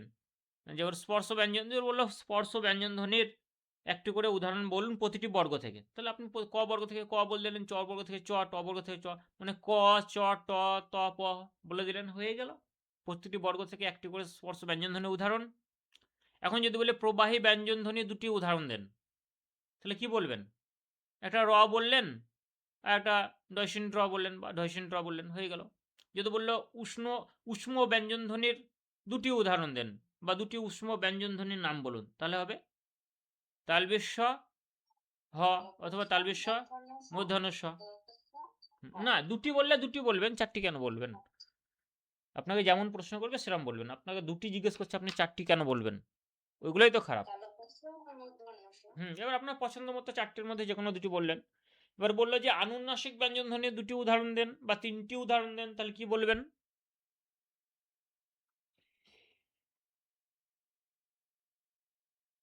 বলুন দেখি আনুনাসিক ব্যঞ্জনধ্বনি। অযোগবাহ ব্যঞ্জনধ্বনি দুটি উদাহরণ দেন, কি বলবেন? Hello anyone? বেশ, ঠিক আছে।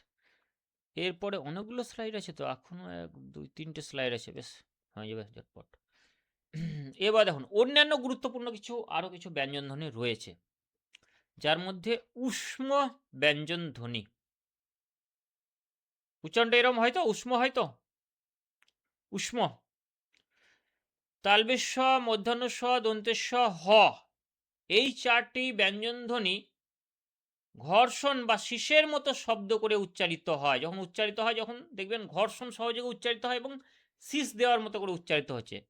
স, দেখুন তালবেশ স, মূর্ধন্য স, দন্তেশ স, হ, হটা অতটা হচ্ছে না, বাকিগুলো এইভাবে হচ্ছে। তো এগুলো শীষের মতো উচ্চারণ হচ্ছে, তার জন্য এদের নাম হচ্ছে উষ্ম ব্যঞ্জন ধ্বনি। এখন যদি বলা হয় উষ্ম ব্যঞ্জন ধ্বনি দিয়ে তৈরি কতগুলি শব্দ তৈরি করুন বা কতগুলি শব্দের নাম বলুন, তাহলে কি কি বলবেন? এনিওয়ান? শব্দ, এটাই হবে শব্দ, সহজ। শব্দ, সহজ, শান্তি, শান্তা, শক্ত, নাকি? মূর্ধন্য স দিয়ে ষাঁড়, আর কি হবে? মূর্ধন্য স দিয়ে আর বলুন।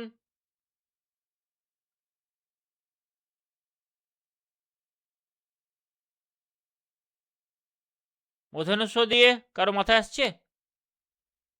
মূর্ধন্য স দিয়ে একটাই তো, হ্যাঁ, ষোড়শ মহাজনপদ। ষোড়শ, হ্যাঁ ষোড়শ, হ্যাঁ সরানন, হ্যাঁ বেশ।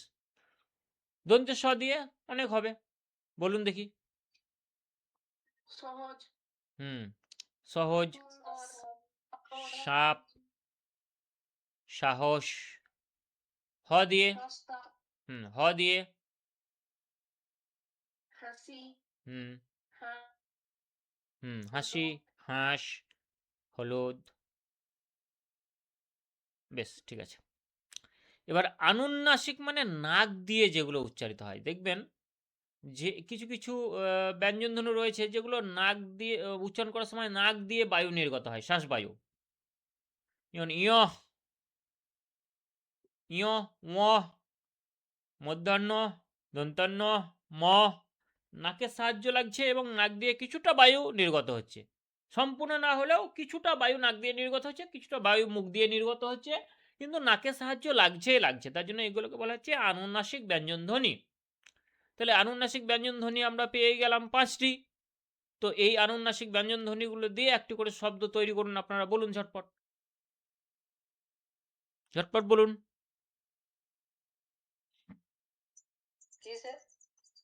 এই যে আমরা 5টি আনুনাসিক ব্যঞ্জনধ্বনি পেলাম, এই ইয় দিয়ে একটি শব্দ তৈরি করুন। ইয়, ও দিয়ে, মধ্যাহ্ন দিয়ে, দন্তান্ন দিয়ে, ম দিয়ে, নিজের মতো যে যার মতো তৈরি করুন শব্দ। ব্যাং, হ্যাঁ ঠিক আছে। আরেকজন বলুন কেউ। অঙ্গ, সঙ্গ, সঙ্গ হবে না, ভঙ্গ হবে না। জ্ঞান, পিৎফলনতে ইয়ে ইংয়ে পিৎফলনতে ওটা জ্ঞান বানানটা বলুন দেখি উচ্চারণটা কি হয়?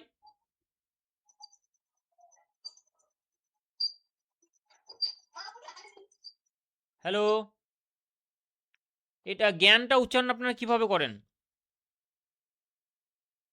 বিটফলময়ে বর্গীজয়ে আকার না বর্গীজয়ে ফলময়ে আকার?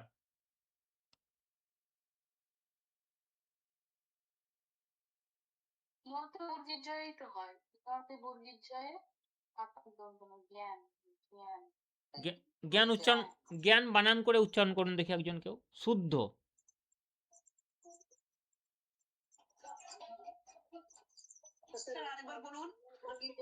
জ্ঞানটা আপনার শুদ্ধ উচ্চারণ করুন, শুদ্ধ বানান করে শুদ্ধভাবে উচ্চারণ করুন জ্ঞান, এটি।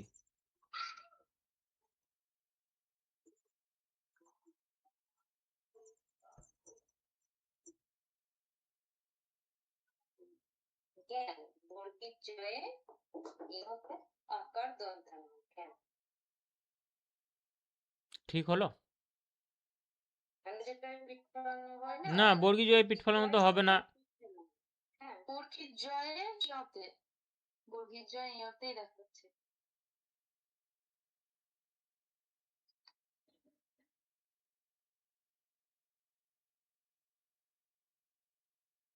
বাকিরা কি বলছেন?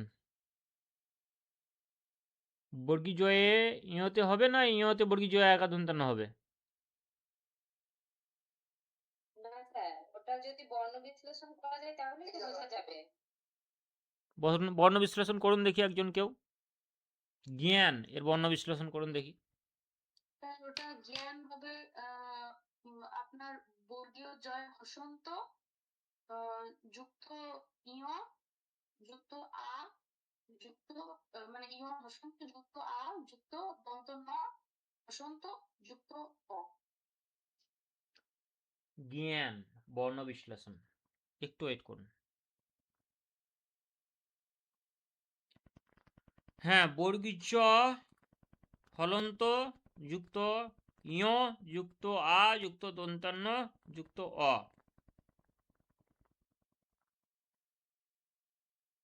জ্ঞান শব্দটির বর্ণ বিশ্লেষণ হল জ প্লাস য় প্লাস আ প্লাস নো প্লাস অ। এখানে যো যুক্ত বর্ণটি বর্গীয় জ জ এবং ইয় ইয় এর সমন্বয়ে গঠিত। শব্দটিতে আকার এবং শেষে ন এর সাথে একটি অধ্বনি যুক্ত থাকে। অধ্বনি, বেশ। বিস্তারিত বিশ্লেষণ: 1. জো সমান জ প্লাস য়। 2. গ্যা সমান জ প্লাস য় প্লাস আ এবং 3. ন সমান নো প্লাস অ। অতএব জ্ঞান সমান জ প্লাস য় প্লাস আ প্লাস নো প্লাস অ। উচ্চারণ অনুযায়ী আধুনিক জ্ঞান জ্ঞান সমান গ প্লাস জ প্লাস অ্যা প্লাস ন প্লাস অ। তবে বর্ণ বিশ্লেষণের ক্ষেত্রে জো কে জ প্লাস য় হিসেবেই লেখা হয়। ওকে,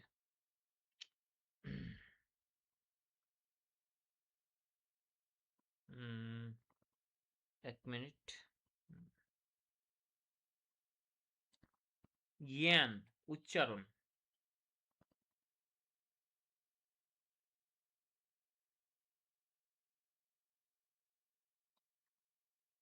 একটু ওয়েট করুন, আপনাদেরকে শুনিয়ে দিচ্ছি, দাঁড়ান।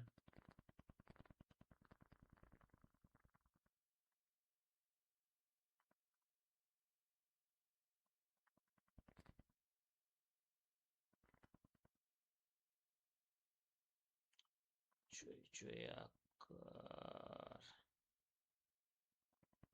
র উচ্চারণ ভালোভাবে শুনবেন একটু, হ্যাঁ, উচ্চারণটা কি বলছে।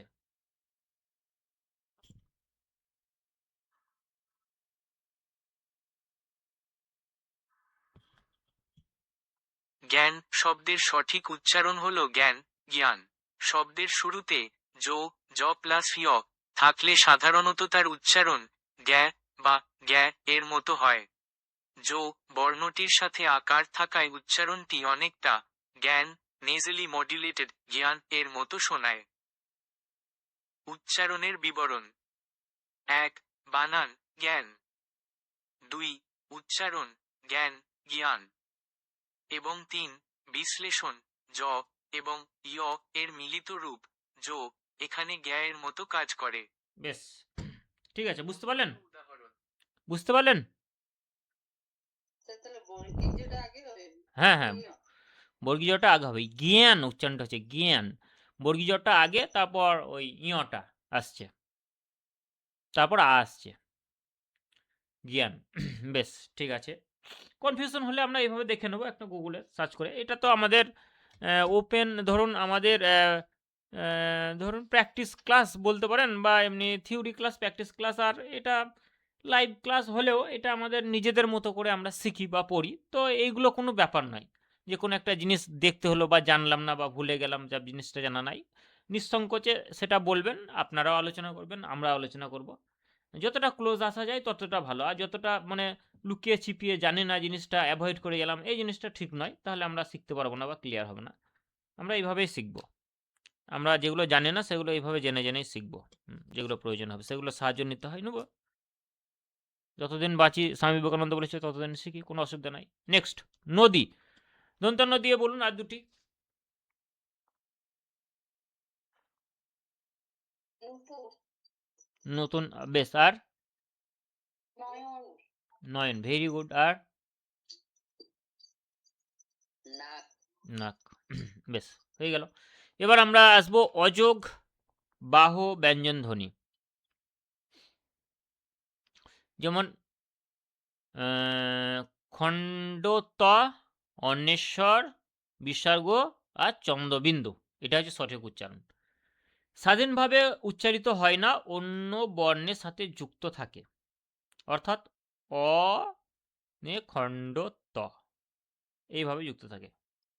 অ অন্বেষর, অ বিসর্গ, অ চন্দ্রবিন্দু, মানে এগুলোর আগেই অ থাকে, অন্যগুলোর পরে যেমন অ সাহায্যে উচ্চারিত হয়, যেমন যেমন ক, এই ক কে উচ্চারণ করতে গেলে কি করতে হচ্ছে, ক হলন্ত যুক্ত অ, এরম ভাবে করছে তো, কিন্তু এগুলোর ব্যাপার হচ্ছে এগুলো আগেই অটা যুক্ত হয়ে যাচ্ছে, তবে উচ্চারিত হতে পারছে এরা, এগুলো উচ্চারণ করতে গেলে এদের আগেই অ যুক্ত হয়ে যাচ্ছে।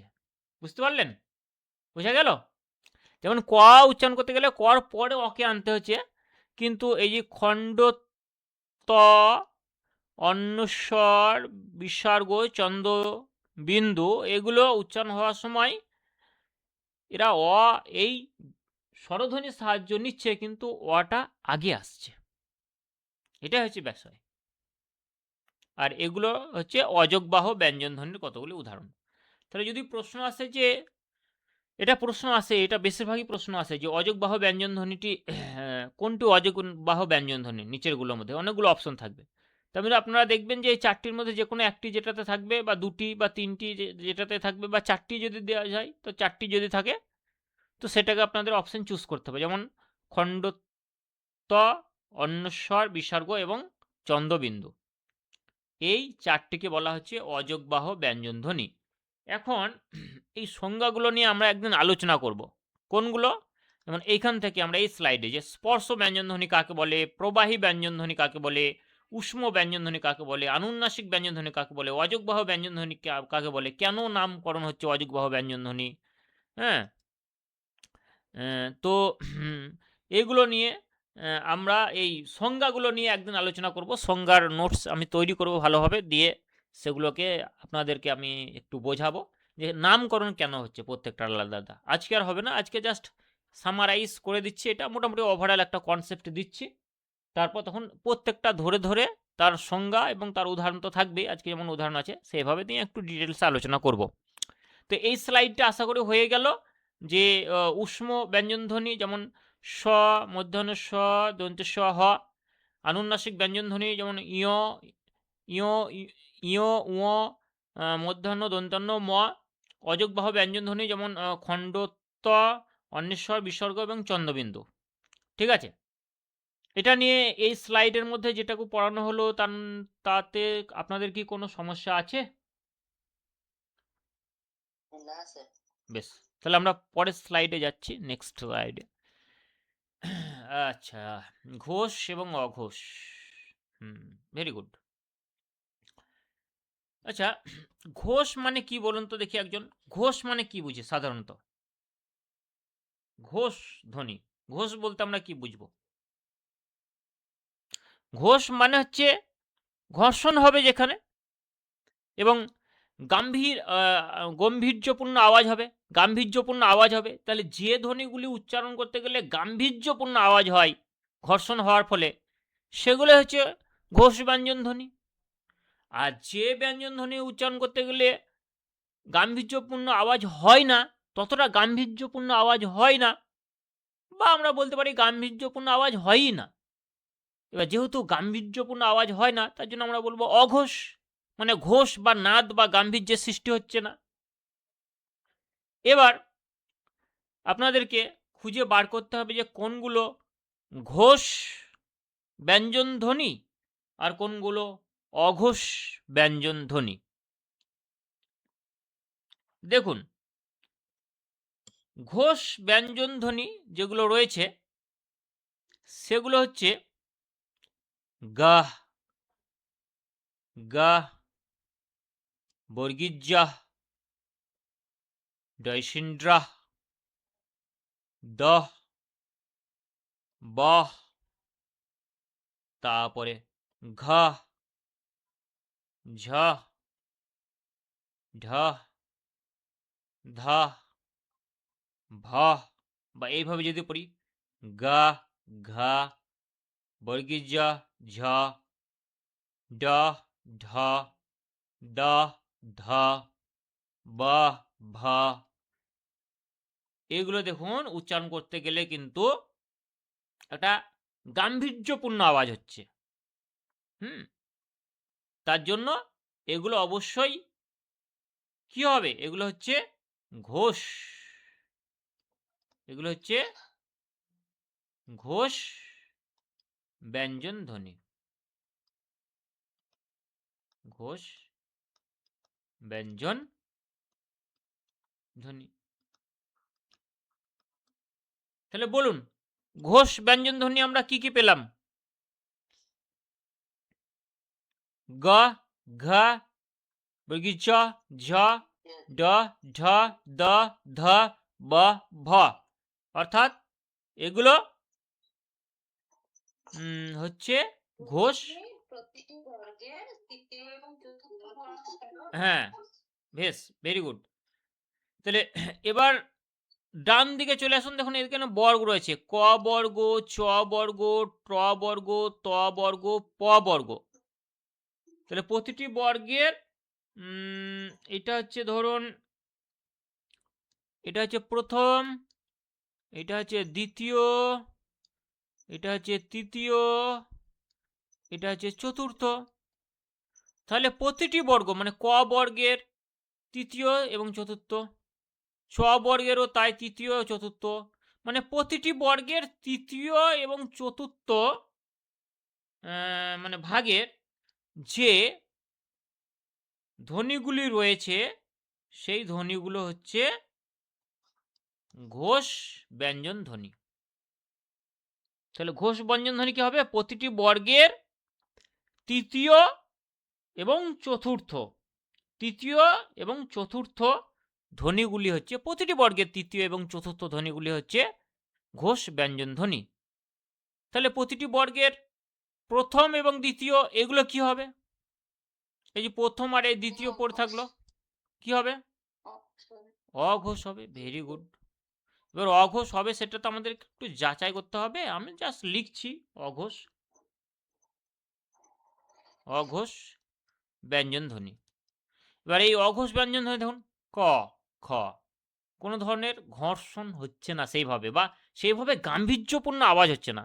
ক, খ, চ, ছ, ট, ঠ, ত, থ, প, ফ, কোনো গাম্ভীর্যপূর্ণ কি আওয়াজ হচ্ছে? হচ্ছে না। তার জন্য এরা হচ্ছে অঘোষ ব্যঞ্জন ধ্বনি। কিন্তু প্রতিটি বর্গের তৃতীয় এবং চতুর্থ বর্ণগুলো যখন আমরা উচ্চারণ করছি, যেমন গ, ঘ, দেখুন গাম্ভীর্যপূর্ণ আওয়াজ হচ্ছে, তার জন্য এগুলো হচ্ছে ঘোষ ব্যঞ্জন ধ্বনি। তাহলে আমরা জেনে গেলাম যে অঘোষ ব্যঞ্জন ধ্বনি কি বা কাকে বলে বা কোনগুলি, এবং ঘোষ ব্যঞ্জন ধ্বনি কি বা কাকে বলে বা কোনগুলি। এখন প্রশ্ন হচ্ছে, কতগুলি অঘোষ ব্যঞ্জন ধ্বনি রয়েছে? কেউ একজন বলুন দেখি, গুণে বলুন দেখি কতগুলো হচ্ছে? অঘোষ ব্যঞ্জন ধ্বনির সংখ্যা কয়টি? 10টি। এগুলো মনে রাখতে হবে, প্রশ্ন আসবে, এইভাবে খুঁটিয়ে প্রশ্ন আসবে যে অঘোষ ব্যঞ্জন ধ্বনির সংখ্যা 10টি, 5টি, 7টি, 8টি। এবার পরীক্ষা হলে আপনি তাড়াতাড়ি করে মনে করতে পারবেন না বা গুনতে ভুল করে দেবেন। অনেকেই পারবেন, তো যাদের প্র্যাকটিস ভালো আছে তারা পারবেন। এবার আরেকটি প্রশ্ন যদি আসে যে বাংলা বর্ণমালায় কতগুলি ঘোষ ব্যঞ্জন ধ্বনি রয়েছে? বলুন দেখি। ঘোষ ব্যঞ্জন 10টি ধ্বনি, রয়েছে। হ্যাঁ এটাও 10টি, 10টি। তাহলে 10 10 20টি হলো। হ্যাঁ স্যার, কিন্তু ওই যে নাসিক্য ধ্বনিগুলো রয়েছে ওগুলোও ঘোষ বর্ণ অনেক সময় ধরা হয়। হুম হ্যাঁ স্যার, হুম ওইটাই।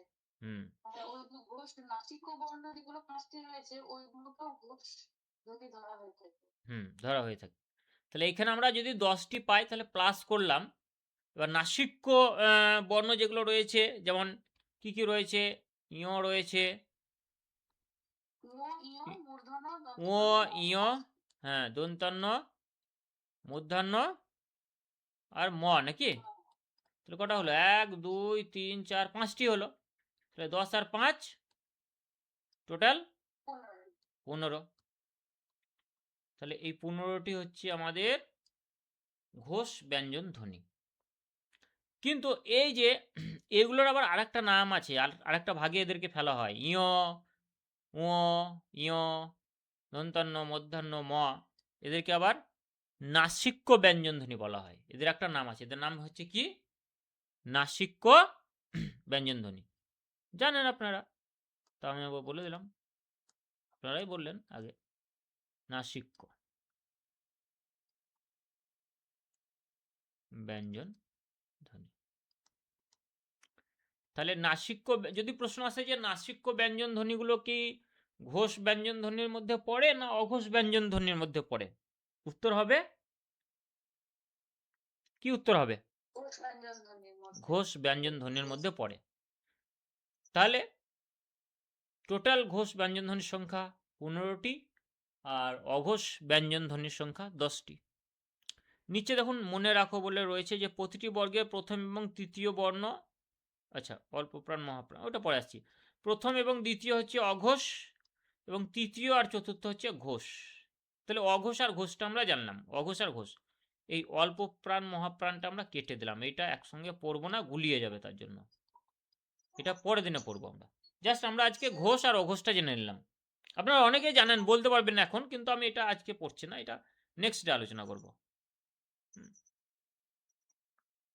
এটা বের করা যাবে।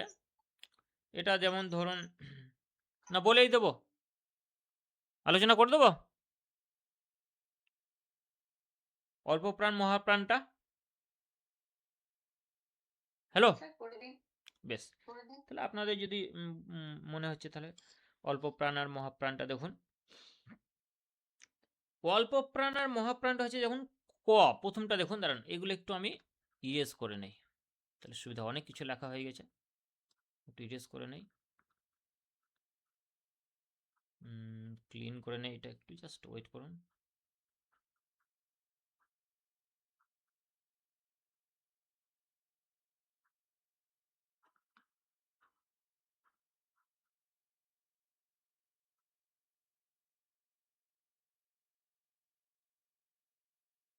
বেশ, আচ্ছা, একটা কথা বলছিলাম। হ্যাঁ কথা বলুন। আমরা তো স্যার ওটাই জানতাম যে বর্গের তৃতীয় আর চতুর্থ বর্ণ হচ্ছে ঘোষ, কিন্তু ওই ওগুলো জানতাম না। ওগুলো জানতেন না, কিন্তু ওগুলোকেও ঘোষ হিসাবে ধরা হচ্ছে, ওগুলোকেও ঘোষ ধ্বনি ধরা হয়। ইয়, ইয়, ও, ইয়, দন্তান্ন, মধ্যাহ্ন, ম, এই 5টি যেটা নাসিক্য বর্ণ বা নাসিক্য ধ্বনি বলা হচ্ছে, এই নাসিক্য ধ্বনিগুলোকেও কিন্তু ঘোষ ধ্বনির মধ্যে ধরা হচ্ছে বা ধরা হয়, কোনো কোনো ব্যাকরণ বইয়ে রয়েছে। আমি এটা আর ওই স্পর্শ ব্যঞ্জনের তৃতীয়, চতুর্থ, পঞ্চম এই তিনটেকেই মানে ঘোষ ধ্বনি ধরা হয়। এটা ওই আমি ওই 9-এর অমল পাল বইটাতেও দেখেছি। হুম স্যার ওই যেটা আছে এবার আমার কাছে তৃতীয়, চতুর্থ, পঞ্চম। ঠিক আর আছে, যে বামনদেব চক্রবর্তী রয়েছে ওনার বইও রয়েছে। বেশ, তাহলে তো কোনো ব্যাপার নাই। তাহলে ওই ম্যাডাম যারা আপনাদের কাছে বই দুটো রয়েছে একটু ছবি তুলে গ্রুপে দেবেন, হ্যাঁ। অবশ্যই এটা অবশ্যই দেবেন। হ্যাঁ, বামনদেব চক্রবর্তীর বইটা যেটা রয়েছে সেটাই, আর ওই অমল পলের বইটা যেটা রয়েছে, দুটোই রেফারেন্স দেবেন একটু। হ্যাঁ, আমিও দেখবো, একটু দেবেন, অবশ্যই দেবেন, এটা অনুরোধ থাকলো আপনার। আর আমার কাছে কিছু ব্যাকরণ আছে, আমি পরে দেখে নেবো, কিন্তু ওটা আপনারা দেবেন। এখন দেখুন, এখন আমরা যেটা আসবো সেটা হচ্ছে অল্প প্রাণ মহাপ্রাণ। খুবই সহজ। অল্প প্রাণ, প্রাণ মানে আমরা জানি প্রাণবায়ুর সাহায্যে তো আমরা বেঁচে থাকি। আমরা যে প্রশ্বাসটা নিচ্ছি, নাক দিয়ে যখন বাতাস টানছি সেটাকে বলছে প্রশ্বাস, আর যখন বাতাসটা ছেড়ে দিচ্ছি তখন সেটা হচ্ছে নিঃশ্বাস। এই যে প্রশ্বাস নিচ্ছি, প্রশ্বাস নেওয়ার সঙ্গে সঙ্গে প্রাণবায়ু কিন্তু আমাদের শরীরে প্রবেশ করছে বলে আমরা কিন্তু বেঁচে থাকছি, বা আমাদের শারীরিক যে কাজকর্ম, শরীরের অঙ্গ প্রত্যঙ্গ, জীব কলাকোষ সতেজ থাকছে, রক্ত সঞ্চালন হচ্ছে, রক্তের মধ্যে দূষিত পদার্থগুলো বয়ে নিয়ে যাচ্ছে, এবং কার্বন ডাইঅক্সাইড তৈরি হচ্ছে, অন্যান্য রেচন পদার্থ তৈরি হচ্ছে, শরীর থেকে সেগুলো নির্গত হচ্ছে। তাহলে সব, এবং হৃৎপিণ্ড পরিচালিত হচ্ছে। মানে সব কিছুর মূলে যদি বলতে হয় তাহলে বলতে হবে প্রাণবায়ু হচ্ছে শেষ কথা। এবার প্রাণবায়ুকে বিভিন্ন শাস্ত্রে কেউ প্রাণকে আত্মা বলেছেন, কোনো কোনো শাস্ত্রে, কোনো কোনো শাস্ত্রে প্রাণী ভগবান এটাই বলা হয়েছে, অনেক ব্যাখ্যা রয়েছে। তো ব্যাপার হচ্ছে প্রাণী এক কথায় জীবন। প্রাণ মানে প্রাণবায়ু কথা বলছি, এই প্রাণবায়ু হচ্ছে আমাদের জীবন। তো এই যে প্রাণবায়ু যারা অল্প খরচ করে, অনেক যোগী রয়েছে জানেন তো, যোগী তারা যতটা নিঃশ্বাস নেয়, মানে যতটা প্রশ্বাস নেয়, প্রশ্বাস নিতে গিয়ে যতটা বায়ু তারা ভিতরে গ্রহণ করে, যখন বাতাসটা ছাড়ে মানে নিঃশ্বাস নেয়, তখনও কিন্তু তারা ততটাই বায়ু খরচ করে, মানে তাদের ব্যালেন্স থাকে। মানে তারা প্রাণবায়ু যতটা ভিতরে নেবে ততটাই প্রাণবায়ু তারা ছাড়বে।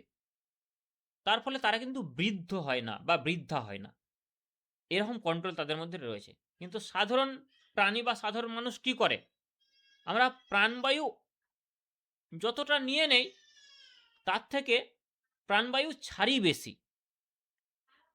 তার জন্য আমরা দিন দিন বুড়িয়ে যাচ্ছি বা আমাদের বয়স হয়ে যাচ্ছে, আমরা বৃদ্ধ বা বৃদ্ধা হয়ে যাচ্ছি। কিন্তু যারা যোগী, যারা যোগ সাধনা করে, তারা কিন্তু একদম ব্যালেন্স করে প্রাণবায়ু তারা যতটা নেয় ততটাই প্রাণবায়ু ছাড়ে, এমনকি প্রাণবায়ু ছাড়ার পরিমাণটাও তারা কমিয়ে আনতে পারে। তার ফলে তারা বহুদিন ইয়ং থাকে এবং বহু বছর বাঁচে, 150 বছর, 200 বছর, 300 বছর বাঁচে এই যৌগিক প্রাণায়ামের সাহায্যে। তো এসব কিছু প্রাণবায়ুর খেলা। তাহলে প্রাণবায়ু আমাদের কিন্তু কথা বলতে গেলেই প্রাণবায়ুর খরচ হচ্ছে। তাহলে যে শব্দগুলো বা যে ধ্বনিগুলো উচ্চারণ করতে গিয়ে প্রাণবায়ু অল্প খরচ হচ্ছে, সেই ধ্বনিগুলোকে বলা হচ্ছে অল্প প্রাণ ধ্বনি, বা বর্ণ বলতে গেলে আমরা বলবো অল্প প্রাণ বর্ণ। আর যে ধ্বনিগুলি উচ্চারণ করতে গিয়ে আমাদের প্রাণবায়ু বেশি পরিমাণে খরচ হচ্ছে বা বেশি প্রাণবায়ুর প্রয়োজন হচ্ছে, সেগুলোকে আমরা বলবো মহাপ্রাণ ধ্বনি। মহা মানে অনেক, বেশি, বৃহৎ। তাহলে মহাপ্রাণ ধ্বনিতে কি হয়, অনেক বেশি আমাদের শ্বাসবায়ু খরচ হয় বা অনেক বেশি শ্বাস টানতে হয়, ভিতর থেকে বাতাসটাকে নিতে হয়, তাই জন্য সেগুলো হচ্ছে মহাপ্রাণ ধ্বনি। এবার অল্প প্রাণ ধ্বনি কোনগুলো, মহাপ্রাণ ধ্বনি কোনগুলো, আমরা উচ্চারণ করলেই বুঝতে পারবো যে আমাদের কোনটাতে কম প্রাণবায়ু লাগছে আর কোনটাতে বেশি প্রাণবায়ু লাগছে। তো যে ধ্বনিগুলো উচ্চারণ করতে আমাদের প্রাণবায়ু কম লাগবে সেগুলো হবে অল্প প্রাণ ধ্বনি, আর যে ধ্বনিগুলি উচ্চারণ করতে গেলে আমাদের প্রাণবায়ু বেশি লাগবে সেগুলো হবে মহাপ্রাণ ধ্বনি। এবার দেখুন আপনাদের বলি, ক ক ক আমাদের কতটা প্রাণবায়ু লাগলো ক, তার তুলনায় আমরা যদি উচ্চারণ করি খ, কতটা বেশি প্রাণবায়ু লাগছে, অনেকটা বেশি লাগছে। তারপর ধরুন আবার গ, কতটা প্রাণবায়ু লাগলো, ঘ, অনেকটা বেশি প্রাণবায়ু লাগছে। বেশি লাগলে এরকম দীর্ঘ দাগ দেবো। তাহলে ক অল্প প্রাণবায়ু লাগছে, খ দীর্ঘ প্রাণবায়ু লাগছে, গ অল্প প্রাণবায়ু লাগছে, ঘ দীর্ঘ প্রাণবায়ু লাগছে। আবার এদিকে চলে আসুন, চ অল্প প্রাণবায়ু লাগছে, ছ দীর্ঘ প্রাণবায়ু লাগছে। বর্গীর জ অল্প প্রাণবায়ু লাগছে। ঝ বেশি প্রাণবায়ু লাগছে। ট অল্প প্রাণবায়ু লাগছে। ঠ অনেকটা বেশি প্রাণবায়ু লাগছে। ড অল্প প্রাণবায়ু লাগছে। ঢ বেশি প্রাণবায়ু লাগছে। ত অল্প প্রাণবায়ু লাগছে। থ প্রাণবায়ু বেশি লাগছে। দ অল্প প্রাণবায়ু লাগছে। ধ প্রাণবায়ু অনেক বেশি লাগছে। প অল্প প্রাণবায়ু লাগছে। ফ প্রাণবায়ু বেশি লাগছে। ব অল্প প্রাণবায়ু লাগছে। ভ প্রাণবায়ু বেশি লাগছে। তাহলে এগুলো প্রাণবায়ু বেশি লেগেছে, এগুলোর প্রাণবায়ু বেশি লেগেছে। তাহলে এই যে খ, ছ, ঠ, থ, ফ, ঘ, ঝ, ঢ, ধ, ভ এগুলো কিন্তু প্রাণবায়ু বেশি লেগেছে, তার জন্য এগুলো হবে মহাপ্রাণ ধ্বনি। এগুলো হবে মহাপ্রাণ ধ্বনি। বাকি যেগুলো থাকলো যেমন ক, চ, ট, ত, প আর এদিকে গ, বর্গীয় জ, ড, দ, ব এগুলো প্রাণবায়ু কম লেগেছে, তার জন্য এগুলো হচ্ছে অল্প প্রাণ ধ্বনি। এগুলো হচ্ছে অল্প প্রাণ ধ্বনি। এই যে অল্প প্রাণ ধ্বনি। তাহলে এখান থেকে আমরা বুঝিয়ে গেলাম যে অল্প প্রাণ ধ্বনি তাহলে কি কি? ক, চ, ট, ত, প, গ, বর্গীয় জ, ড, দ, ব এগুলো হচ্ছে অল্প প্রাণ ধ্বনি। কতগুলো হচ্ছে? এদিকে 1 2 3 4 5 আর এদিকে 5, টোটাল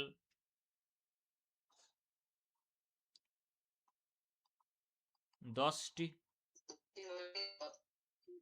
মহাপ্রাণ।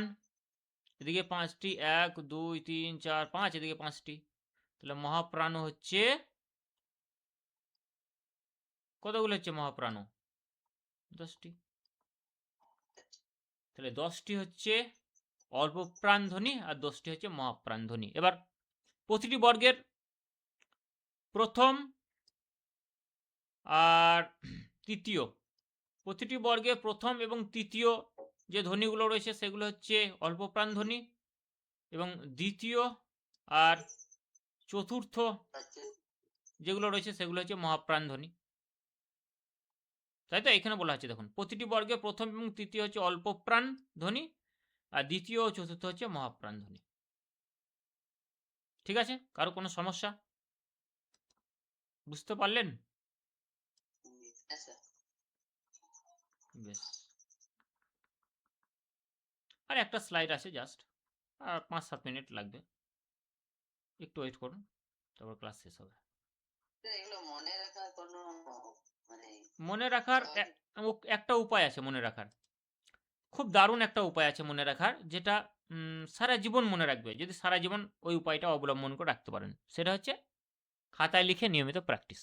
বাস, আপনি যত খাতায় লিখে নিয়মিত প্র্যাকটিস করবেন, একদম যেমন তীর গেঁথে যায় বুকের মধ্যে, সেরকম আপনার মেমোরির মধ্যে গেঁথে যাবে, স্বপ্নেও ভুল করবেন না। আর যখনই প্র্যাকটিস ছেড়ে দেবেন খাতায় লিখে, তখন সব গায়েব মেমোরি থেকে। তো এগুলো মনে রাখার একটাই উপায়, বারবার খাতায় লিখে প্র্যাকটিস করতে হবে, বাস, আর কিচ্ছু নাই। ড্রিলিং যেটাকে বলছে। নেক্সট স্লাইড, লাস্ট স্লাইড আমাদের। ব্যঞ্জন ধ্বনির প্রকারভেদ, এটা সারাংশ একটা করে দিয়েছে, যে স্পর্শ ধ্বনি নৈকট্য অনুসারে, স্পর্শজনিত কারণে হয়, নৈকট্য অনুসারে হয়, তারুণজারিত কারণে হয়, উষ্মজনিত কারণে হয়, আনুন্নাসিক হয় এবং অযুগবাহ হয়। অযুগবাহ যে 4টে সেগুলোর নাম দেওয়া আছে। আনুন্নাসিক নাক দিয়ে হয়, যেমন এই 3টের নাম দেওয়া আছে। তারুণজাত মানে জিহ্বার তারুণের সাহায্যে হয়, রয়সিন্ড্রড এবং তাড়িয়ে তাড়িয়ে নিয়ে যাচ্ছে মনে হচ্ছে জীবকে, তার জন্য এটা হচ্ছে তারুণজাত। উষ্ম মানে শীষের মতো হচ্ছে, যেমন তালবেশ, মধ্যাহ্নস্য, দন্তেস্য, উষ্ম। মসৃণ প্রবাহ, যেমন জ অন্তু জ র ল ব, মসৃণ ভাবে হচ্ছে, তার জন্য মসৃণ প্রবাহ বা একটা নৈকট্য বলতে পারি। স্পর্শ, স্পর্শ স্পর্শর উদাহরণ কোনগুলো পেলাম আমরা? একটু কোন স্লাইডে পেলাম দেখুন দেখি। স্পর্শ স্পর্শ স্পর্শ মানে এইগুলো ক বর্গের যেগুলো আছে, ক, চ, ট, ত, প, এই বর্গের মোট 25টি মানে যে ধ্বনি হচ্ছে স্পর্শ ধ্বনি, স্পর্শ ব্যঞ্জন মানে ধ্বনি। ক থেকে ম পর্যন্ত যে 25টি রয়েছে ওগুলোকে স্পর্শ ব্যঞ্জন হুম, বলে। স্পর্শ ব্যঞ্জন ধ্বনি বলে। বেশ, ঠিক আছে। এখন প্রাইমারি ইন্টারভিউয়ের জন্য যারা প্রিপারেশন নিচ্ছেন, এই বই দুটো আমার নিতে পারেন, খুব গুরুত্বপূর্ণ বই। একটা হচ্ছে ইন্টারভিউ বুস্টার ভলিউম 1 প্রিন্টেড বই, আর্ট অফ টিচিং ডেমো টিচিংয়ের জন্য এটাও প্রিন্টেড বই। এই দুটো বইয়ের মূল্য হচ্ছে 200-400 টাকা। আর এটার ভলিউম 2 রয়েছে পিডিএফ, সেটার 100 টাকা, 500 টাকা। আর মক ইন্টারভিউ, মক ডেমো সব নিয়ে ওই ধরুন 700-800 টাকা হয়, যেখানে এখন মাত্র 550 টাকায় দেওয়া হচ্ছে ফুল প্যাকেজ প্রাইমারি ইন্টারভিউয়ের। যারা মক ডেমো, মক ইন্টারভিউ দিতে চান তারা আমার সঙ্গে যোগাযোগ করবেন, কন্ট্যাক্ট নম্বর 8597354342। আর আপার প্রাইমারি টেট এর জন্য যারা প্রস্তুতি নিচ্ছেন, তারা আপার প্রাইমারি প্রতিটি সাবজেক্ট, যেমন চাইল্ড সাইকোলজি, বাংলা, বাংলা ব্যাকরণ, Bangla pedagogy, English grammar, English pedagogy, social স্টাডিজের প্রতিটি সাবজেক্ট, যেখানে হিস্ট্রি, জিওগ্রাফি, পলিটিক্যাল সায়েন্স সহ যা কিছু রয়েছে 60 নম্বরের, পুরোটাই পড়ানো হবে। আমরা দুজন শিক্ষক রয়েছি, পুরো সিলেবাস কভার করব, একদম 150 নম্বরের সিলেবাস আর্টসের আপার প্রাইমারি। প্রয়োজন হলে আরেকজন স্যারকে আমরা নিয়ে আসবো, এবং আমরা টার্গেট নিয়েছি 4 থেকে 5 মাসের মধ্যে পুরো সিলেবাস কমপ্লিট করে, প্র্যাকটিস করে একদম রেডি করে দেবো আপনাদেরকে, ফুল রেডি। 4 মাস টার্গেট নিয়েছি, 4 মাসের মধ্যে। এবার যদি লাগে আরেক মাস, তখন পরে দেখা যাবে এক্সট্রা প্র্যাকটিসের জন্য, তখন সেটা আর আলাদা করে ফিস নেব না, সেটাই ভাবছি। 4 মাসের জন্য আপনাদের কোর্স, এটা ধরে রাখুন। তো আপনারা ভর্তি হয়েছেন, আপনাদেরকে অসংখ্য ধন্যবাদ। যারা যারা ভর্তি হননি এখনও, তারা আমার সঙ্গে যোগাযোগ করবেন। এডুকেট অ্যাপটি, এই যে এডুকেট অ্যাপ আপনারা দেখতে পাচ্ছেন, এই এডুকেট অ্যাপটি প্লে স্টোর থেকে ইনস্টল করে নেবেন, অথবা আমি লিঙ্ক দিয়ে দেবো, ইনস্টল করে নিয়ে একটা ক্লাসরুম আইডি দিয়ে দেবো, সেটা দিয়ে ক্লাসরুমে জয়েন করে যাবেন। এই অ্যাপে আপাতত ক্লাস করুন। তারপর স্মার্ট ইংলিশ, ফার্স্ট ইংলিশের ব্র্যান্ডেড অ্যাপ আমি তৈরি করতে দিয়েছি ওয়েব ডেভেলপারকে, ওটা তৈরি করে দেবে, মোটামুটি 15,000 টাকার মতো পড়ছে। তৈরি হয়ে গেলে তখন আপনারা এই অ্যাপ থেকে ওই অ্যাপে শিফট করে যাবেন, জানিয়ে দেবো। এবং ওই অ্যাপে বেশ কিছু ভালো ভালো পিডিএফ নোটস দিয়ে দেবো, যেমন এই ইন্টারভিউ বুস্টার 2টা পুরোটা দিয়ে দেবো, আরও কিছু ভালো নোটস দিয়ে দেবো, ওগুলো ফ্রিতে ডাউনলোড করে নেবেন।